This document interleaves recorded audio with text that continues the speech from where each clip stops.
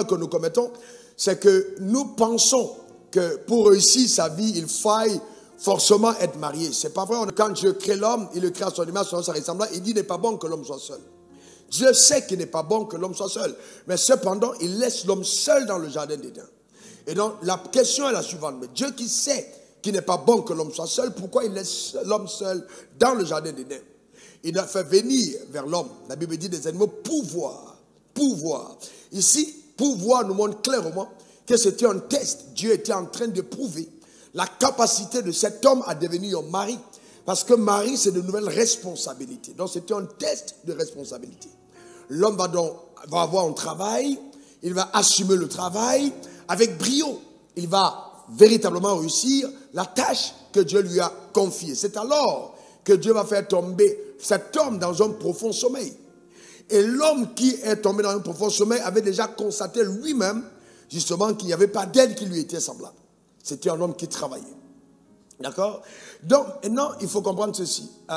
Nous parlons de mari idéal. Pour être un mari idéal, il faut apprendre à être un célibataire idéal. C'est-à-dire, je ne peux pas être un mari idéal si je n'ai pas appris à vivre seul de façon idéale. Ça commence quand on est seul.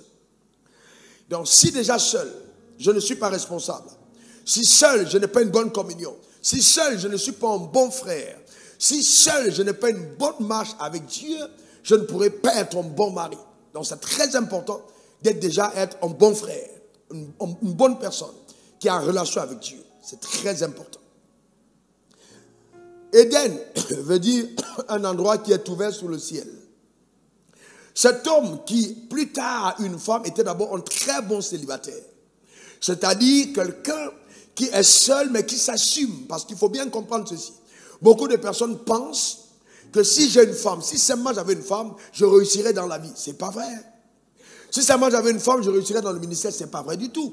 Donc la femme n'est pas venue aider l'homme à réussir. L'homme avait déjà réussi dans son travail. Il avait réussi. Il était riche, il était en bonne santé, il avait une bonne communion avec Dieu. Il était prospère, tout ce qu'il faisait marchait. Et c'est alors que Dieu a dit, cet homme peut devenir, voyez-vous, un mari. Donc il y a là déjà la communion.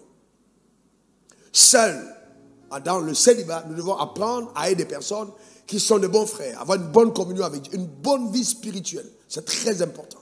Cet homme était en communion avec Dieu. De deux, voyez, dans le célibat, nous devons déjà, avant même de prétendre aller dans le mariage, s'assumer par un travail, avoir des revenus conséquents.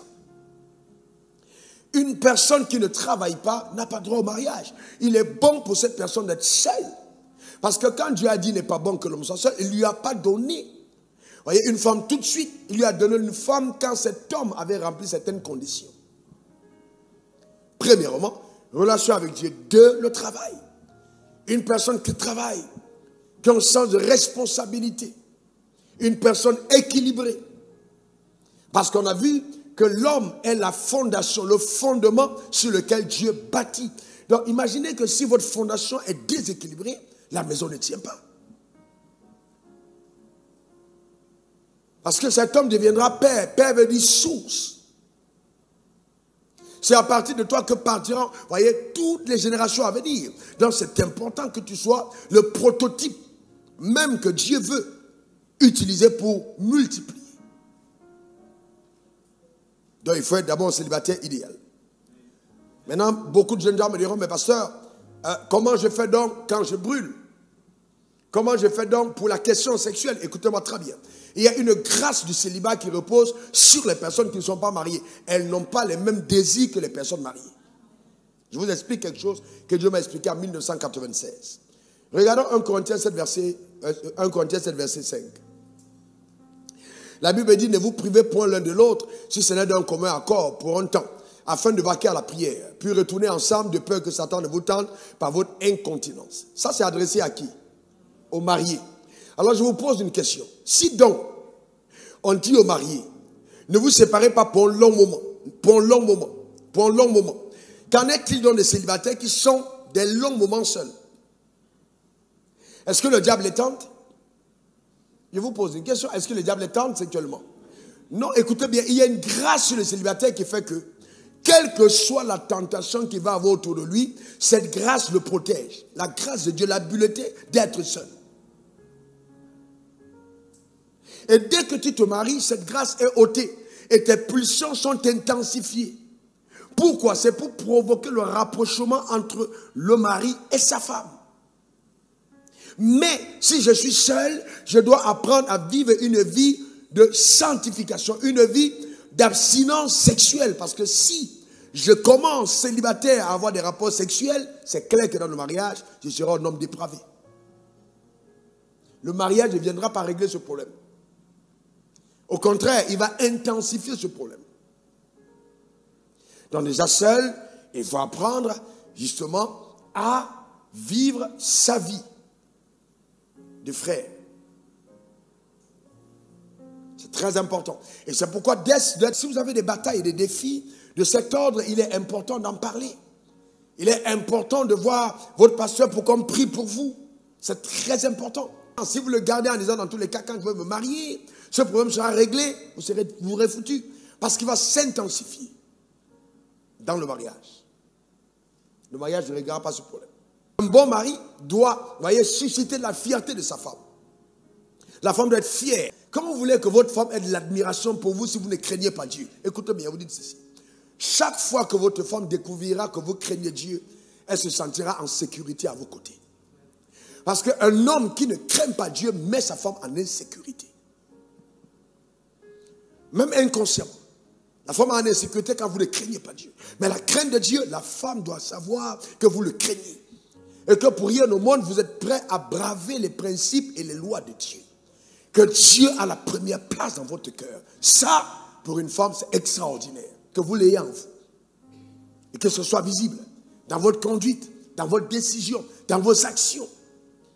C'est fondamental. Mais si votre femme sait, car lui là vraiment, en tout cas c'est un malot, quelque part elle n'est pas fière. Il y a quelque chose que vous frôlez à votre femme quand vous vous présentez un visage de quelqu'un qui n'est pas ce prophète de Dieu là, pour elle. Parce que c'est à vous que la vision de la maison est donnée. Vous ne pouvez pas penser mariage et ne pas savoir ce que vous devez devenir dans la vie. Vous devez avoir une vision claire de votre destinée, claire de votre futur. La femme vient vous aider à accomplir le mandat divin rattaché à votre existence. Mais quel est donc ce mandat? Chaque homme doit le découvrir. Tant que tu ne l'as pas encore découvert, tu n'es pas prêt pour le mariage. Quelqu'un qui ne sait pas où il va ne doit pas se faire accompagner.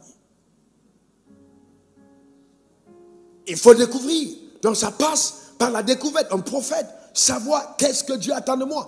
Quel est donc justement mon avenir? Je vais où? Où est-ce que je t'embarque? On va où ensemble? La femme doit savoir. Et notez ceci. Si vous n'êtes pas soumis à Dieu, votre femme vous sera insoumise. C'est un principe. Vous ne pouvez pas demander la soumission de votre femme en étant insoumis vous-même à Dieu. C'est impossible. Ça ne marche pas comme ça. Dieu lui-même provoquera la rébellion dans votre maison. Il faut soi-même être soumis à Dieu.